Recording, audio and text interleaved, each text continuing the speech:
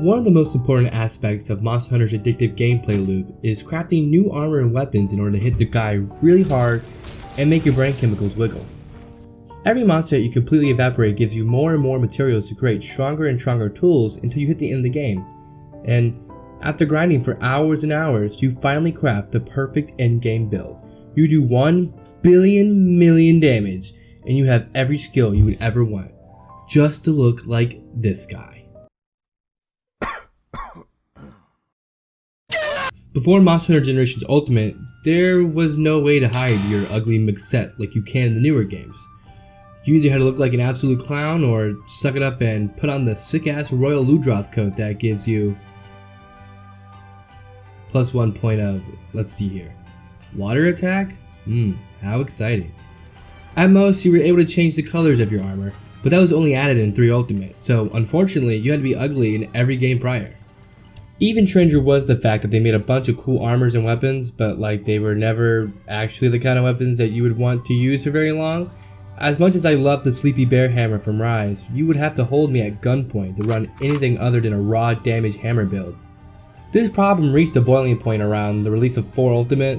This game has off One Piece, Metroid, Zelda, JoJo's Bizarre Adventure. You ever heard of Super Mario?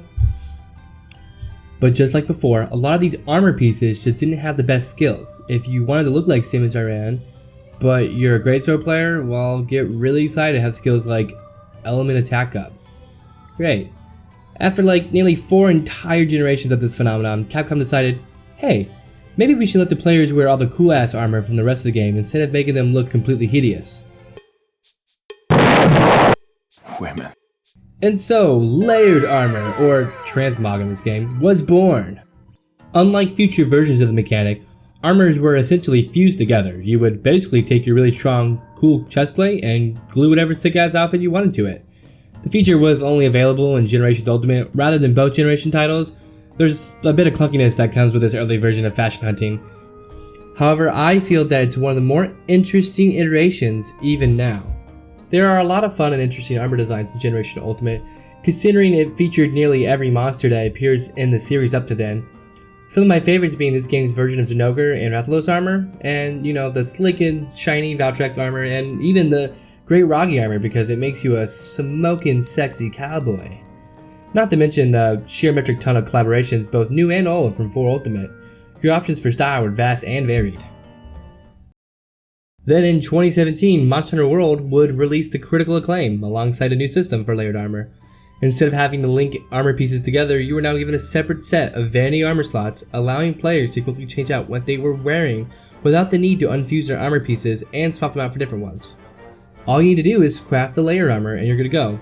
Feel free to wear whatever you like whenever you like. Surely, with these changes, fashion hunting should be awesome in this game, right?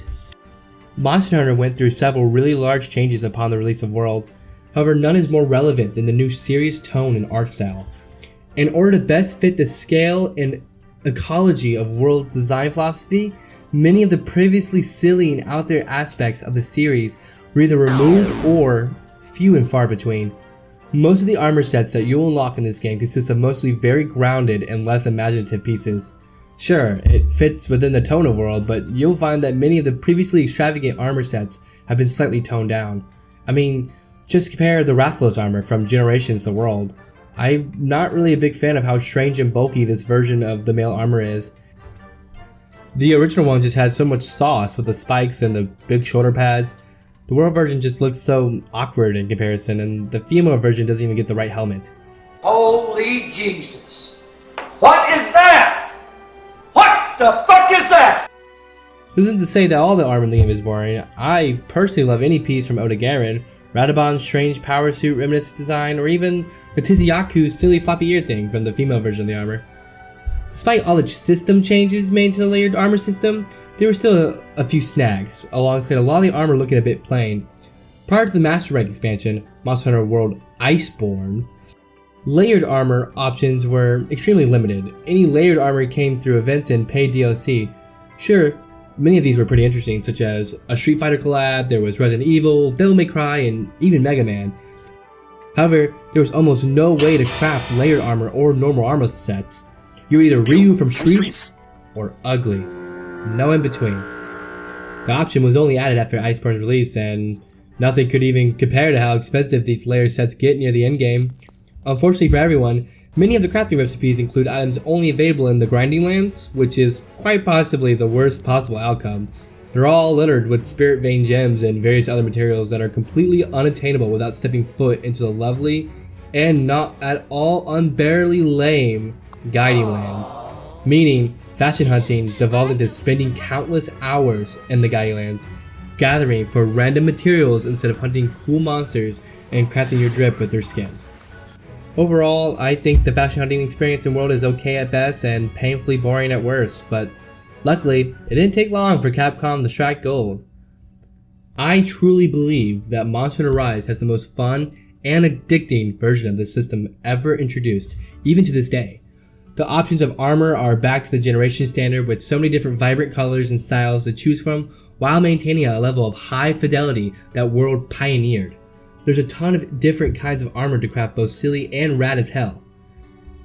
Some notable ones being the completely badass line of Tetranodon's armor, or the crazy looking chaotic Gormagala armor with these giant sick ass completely impractical wings. And the Almadron armor literally gives you giant claws, and if you're a girl, you get cat ears?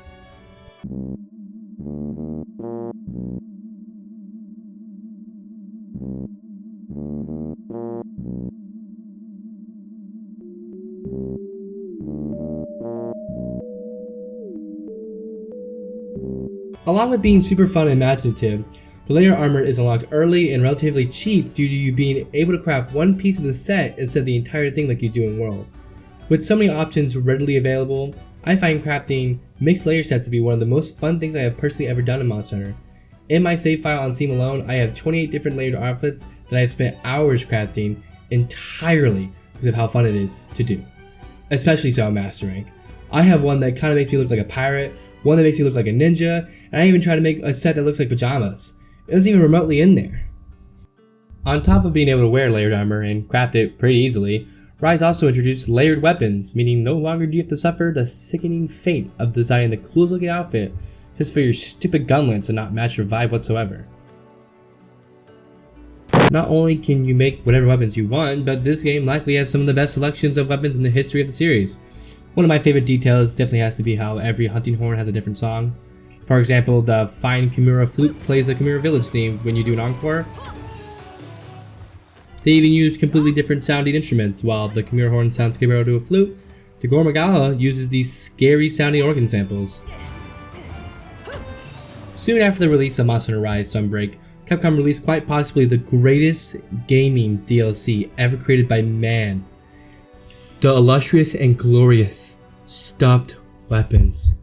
Based off of the official Capcom plushies, this is quite possibly one of the greatest and most important purchases I have ever made in my entire life. The Tigrex hunting horn literally plays this theme with an xylophone. It is legally required that you enjoy this as much as I do. Fashion hunting is so fun in Rise that even after the release of Monster Hunter Wilds, I come back semi-regularly just to make a couple of armor sets and hunt a few monsters. I truly believe that it is the most fun game to play dress up in, and hopefully we get something similar to it in a future title. Finally, there's Monster Hunter Wilds. Now, as of writing this video, we've only gotten one title update so far. However, I find fashion hunting to be pretty fun in it. Is it as good as Rise? Not really, but it is far more fun compared to World. A lot of the joy comes from how intuitive the system is. Instead of crafting layered armor, any armor that you craft is added to your wardrobe automatically. Yes, this does mean that you have to pay the full price of any armor piece you have to use. However, there's no need to craft a vanity-only version of the armor anymore. Plus, you tend to build up a collection of clothes as you progress through the game and build new armor sets. Additionally, the armor design in Wilds alone completely smashes that of Worlds. So much so that the default hunter armor that you start the game in is total heat. There's a ton of really interesting armor designs already, and I can only imagine what kind of stuff will be added in future updates. So here to the future of Fashion Hunter. May your transmog be stylish and your hunts fierce.